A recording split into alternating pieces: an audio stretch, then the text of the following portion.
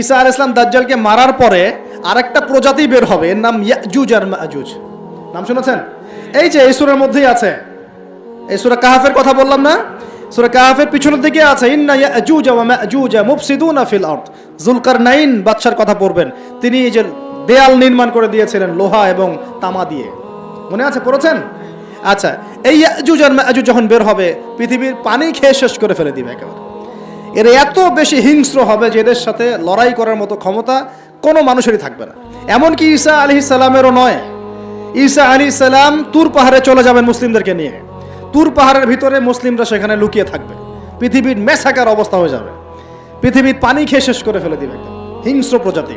তখন ঈসা আলাইহিস সালাম আল্লাহর কাছে দোয়া করবেন, আল্লাহ এই বিভৎস এই জাতিকে ধ্বংস করো।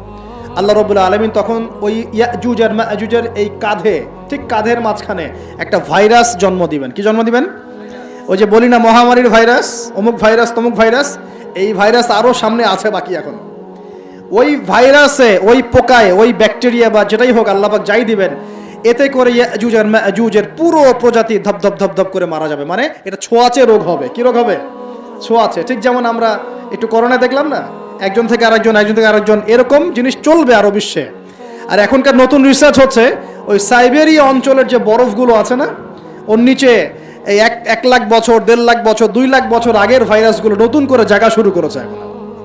হ্যাঁ, এগুলো বিজ্ঞানীরা বলছেন যে এগুলো আবার কোন দিন জানি পৃথিবীতে আত্মপ্রকাশ করা শুরু হয়।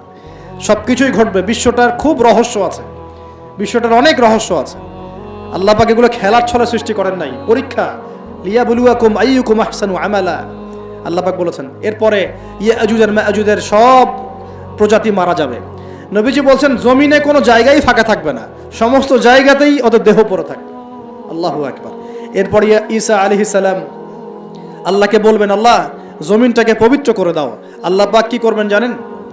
বড় বড় নখরওয়ালা, বড় বড় নখ আছে, নখ দেখেছেন? বড় বড় নখ, বড় বড় নখওয়ালা একটা স্পেশাল প্রজাতির পাখি আল্লাহ পাঠাবেন। কি পাঠাবেন?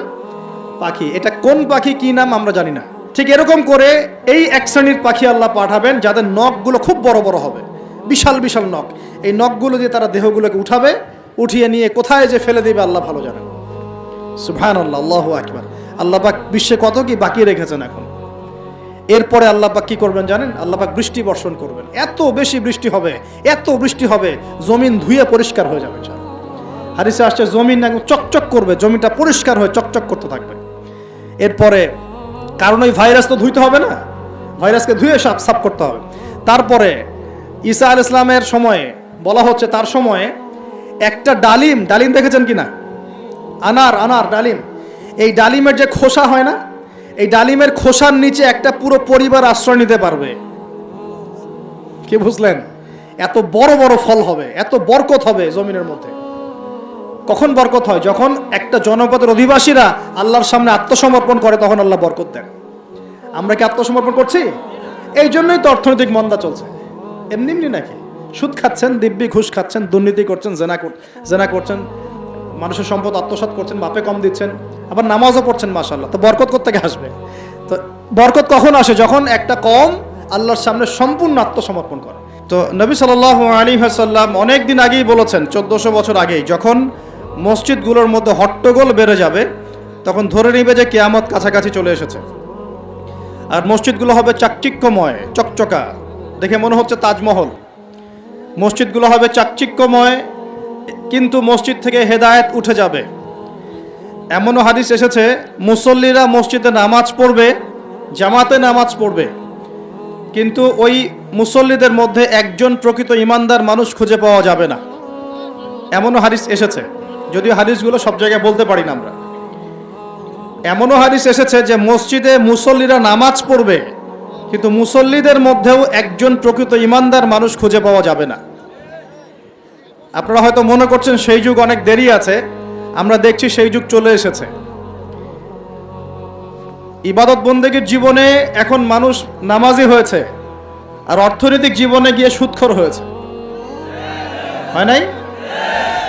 ইবাদত বন্দেগীর জীবনে মানুষ নামাজ পড়ছে, মাশাআল্লাহ, রোজা রাখছে, যাকাত দিচ্ছে না, অন্যের হক দিচ্ছে না, প্রতিবেশীর হক দিচ্ছে না, আত্মীয়র হক দিচ্ছে না, নিজের সম্পত্তির সুষ্ঠু বন্টন করছে না, ভাই বোনকে সম্পত্তি দিচ্ছে না, এমন হচ্ছে না? নামাজ কিন্তু ঠিকই আছে, নামাজ মানুষ পড়ছে, নামাজ পড়ার পরেও মানুষ কবিরা গুনাহ করছে কিনা?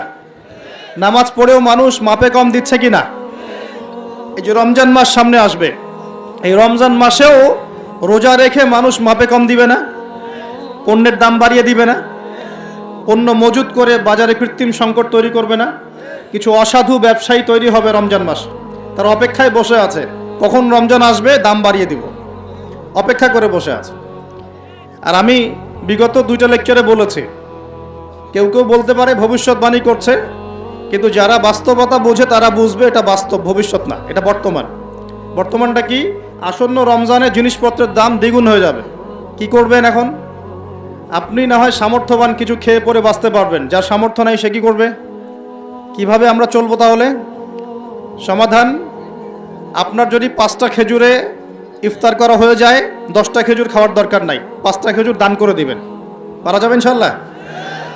যদি আপনার একটা কাপড়, একটা ড্রেসে ঈদের পোশাক হয়ে যায়, আরেকটা কেনার দরকার নাই, ওইটা অন্য কাউকে দান করে দিবেন ইনশাল্লাহ। পারা যাবে?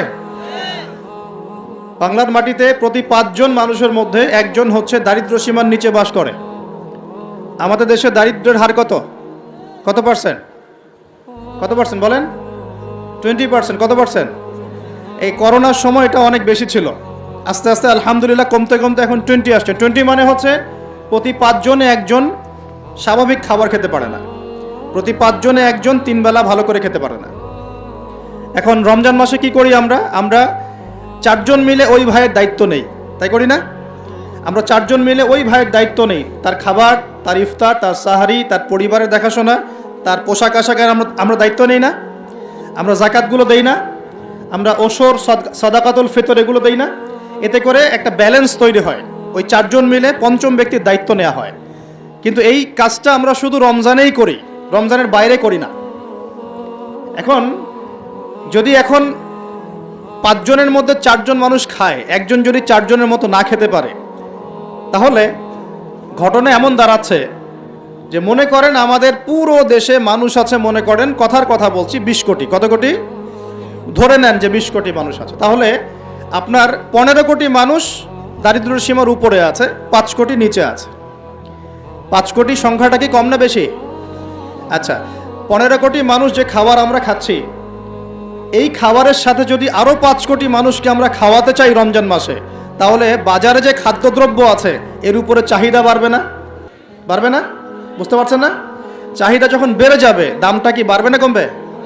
বেড়ে যাবে। এর উপর আবার আছে দুর্নীতি, এর উপরে আবার থাকবে ধনীরা জাকাত দিবে না অনেকেই, এর উপরে আবার থাকবে কালোবাজারি, এর উপরে আবার সিন্ডিকেট করবে, এর উপরে আবার মাপে কম দিবে, মানে সব মিলিয়ে একটা কৃত্রিম সংকট তৈরি হয়ে যাবে।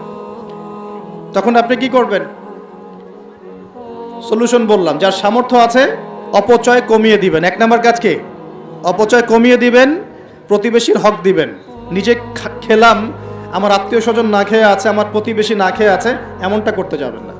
যদি 5টা খেজুরে কাজ হয়ে যায়, 6 নম্বর খেজুরটা মানুষকে দান করে দিয়ে, যদি এভাবে চলতে পারেন সবাই খেতে পারবে। এখন বড় সলিউশন কি? এটা তো ইসলামিক সলিউশন বললাম। অপচয় কমিয়ে দেয়া, অপচয় কমিয়ে দেয়া, নিজে খাওয়া, অন্য ভাইকে খাইয়ে খাওয়া। যেমন একটা হাদিস এসেছে, সে ব্যক্তি মুমিন হতে পারবে না যে নিজে পেট ভরে খায়, প্রতিবেশী না খেয়ে থাকে। হাদিস আছে না? এই হাদিসগুলোর উপর আমল করলে সমাজে কোনো দারিদ্রতা থাকতো না। আমরা এগুলো বলি ঠিকই, কিন্তু এগুলোর উপর আমল করতে পারি না। আমরা নিজে পেট ভরে খেলে আমরা চাই কি পরের দিনও যেন আমার খাবার রিজার্ভ থাকে, ওইটা আমি চেষ্টা করি। মানুষকে দান করা তো দূরের কথা, আমার যতটুকু আছে আরও ডাবল করতে চাই, ট্রিপল করতে চাই, আরও বেশি করতে চাই। এতে করে সমাজে কি হয়েছে জানেন? সমাজে এক শ্রেণীর মানুষ দিন দিন ধনী হয়েছে, আর এক শ্রেণীর মানুষ দিন দিন গরিব হয়েছে। মধ্যবিত্তের সংখ্যা কিন্তু খুব কম এখন, কারণ ধনীরা দিন দিন ধনী হচ্ছে, গরিবরা দিন দিন গরিব হচ্ছে। মাঝখানে আমরা কিছু মানুষ পড়ে আছি, না কারো কাছে হাত পাততে পারি, না কারো কাছে মনের কথা বলতে পারি। মধ্যবিত্তরা এমন না যে মান সম্মানের খাতিরে কাউকে কিছু বলতেও পারে না, কারো কাছে হাতও পাততে পারে না। আর দরিদ্র মানুষরা না হয় চেয়ে খেতে পারে, তাই না? তো একটু বোঝেন, আলোচনা অনেক গভীরে যাবে। প্রিয় ভাইয়েরা, আমরা যদি অন্যের দায়িত্ব নেওয়ার মনোভাব রাখি যে আমি নিজেও খাবো, আমার প্রতিবেশীকে খাওয়াবো, আমার আত্মীয়দেরকে খাওয়াবো, এবং আমি অপচয় করব না। আমার খাবার যতটুকু হয়ে যায় এতটুকুতে তুষ্ট থাকবো, বাকিটা আমি দান করব, সদকা করব। রমজানে যদি এরকম করতে না পারেন, রমজানে আপনাদের ভয়াবহ বিপদ অপেক্ষা করছে। বলতে পারেন যে ভবিষ্যৎবাণী করে গেল নাকি? দেখেন না কি হয়। কথাটা আগে শোনেন তো, কথাটা শুনে আগে দেখেন তো কি হয়। ইসলামিক সলিউশন কি? অন্যের পাশে দাঁড়ানো। ইসলামিক সলিউশন কি? অপচয় কমানো। ইসলামিক সলিউশন কি? জাকাতগুলো দেয়া। যখন ধনীরা জাকাতগুলো দেয়া শুরু করবে, তখন দরিদ্রর পেটে গিয়ে ভাত পড়বে। ধনীদের সম্পদে যে জাকাত আছে, এই জাকাতগুলো যখন আপনারা সুষ্ঠুভাবে বন্টন করবেন, তখন গরিবের পেটে ভাত পড়বে। শুধু এইসব তন্ত্র মন্ত্র আর খাতা কলমের ইকোনমিক্স দিয়ে সমাজে শান্তি প্রতিষ্ঠা হবে না। খাতা কলম বইপত্রের অর্থনীতি দিয়ে সমাজে শান্তি প্রতিষ্ঠা হয় না, বরং সমাজে কি হয়? পুঁজিবাদ হয়। পুঁজিবাদ কি জিনিস? ধনী দিন দিন ধনী হতে থাকবে, এক শ্রেণীর মানুষের কাছে ধন সম্পদ কেন্দ্রীভূত হতে থাকবে। এক শ্রেণীর নির্দিষ্ট একটা শ্রেণীর কাছে ধন সম্পদ কুক্ষিগত হতে থাকবে, বাকিদের রক্ত চুষে চুষে এরা বড়লোক হবে। এখন এই সবার রক্ত চোষা সুদভিত্তিক অর্থনীতি চলছে সারা বিশ্বে। এগুলো খাতা কলমের অর্থনীতি। বাস্তবের অর্থনীতি এমন হওয়া উচিত, ধনী যারা আছেন তাদের সম্পদের যে জাকাত আসবে, এই জাকাতটা দরিদ্রদের মধ্যে বন্টন করতে হয়। যদি এটা করতে পারতেন, সমাজের সবাই 3 বেলা খেতে পারতো, না খেয়ে মরতো না কেউ। কে শুনবে কার কথা? এগুলো তো বললেও সমস্যা, করলেও সমস্যা। কারণ আমরা বললে হয়ে যাব ধর্মান্ধ, আর যদি মুসলিমরা করে তারা হয়ে যাবে সন্ত্রাসী। আশ্চর্য একটা অবস্থা।